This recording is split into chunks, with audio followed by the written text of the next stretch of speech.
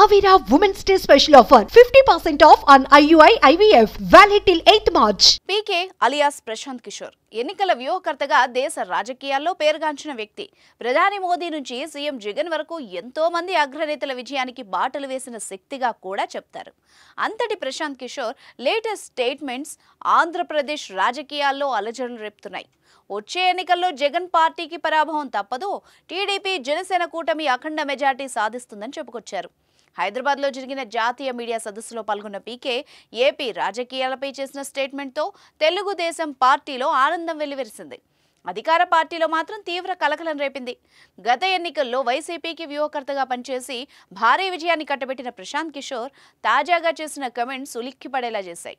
ప్రశాంత్ కిషోరే ఈ మాట అంటున్నాడంటే నిజమేనా అన్నట్టుగా మాట్లాడుకుంటున్నారట. అయితే వైసీపీ నేతలు మాత్రం పీకే మాటల్ని కొట్టిపడేస్తున్నారు.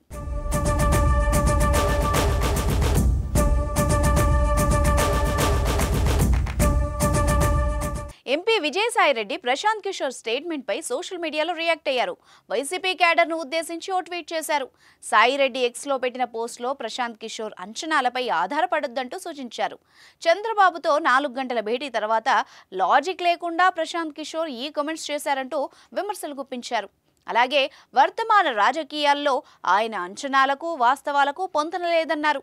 ఏపీ ప్రభుత్వ సంక్షేమ పథకాలు కోవిడ్ సమయంలో కోట్లాది మందికి అండగా నిలిచాయని, ఇవి ప్రజలకు భారీగా భద్రతనిచ్చాయని సాయిరెడ్డి గుర్తు చేశారు. నాడు లగడపాటి సన్యాసం తీసుకున్నాడు, ఇప్పుడు ప్రశాంత్ కిషోర్ సిద్ధంగా ఉన్నాడు అంటూ అంబటి రాంబాబు సోషల్ మీడియాలో ఎద్దేవా చేశారు. పీకే స్టేట్మెంట్ వెనక రాజకీయ కోణం ఉందని వైసీపీ నేతల బలమైన వాదన. గత ఎన్నికల్లో 151 అసెంబ్లీ సీట్లతో వైసీపీ గెలిచాక జగన్ ఆయన్ను దూరంగా పెడుతూ వచ్చారు. జగన్ పరిపాలనను గమనిస్తున్న పీకే పలు సందర్భాల్లో వైసీపీ పాలనపై వ్యతిరేకంగా కామెంట్స్ చేశారు. సంక్షేమ పథకాల పేరుతో అభివృద్ధిని పట్టించుకోవడం లేదంటూ విమర్శలు చేశారు.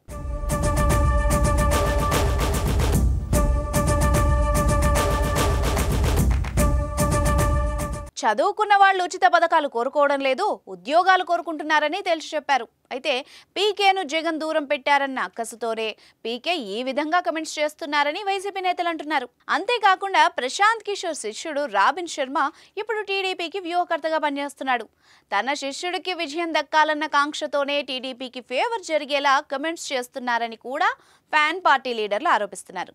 గత ఎన్నికల టైంలో సంక్షేమ పథకాల రూపకల్పనలో జగన్కు సలహాలిచ్చిన అతనే ఇప్పుడు సంక్షేమ పథకాలు గెలిపించవు అనడంలో అర్థం లేదని పీకేపై మండిపడుతున్నారు.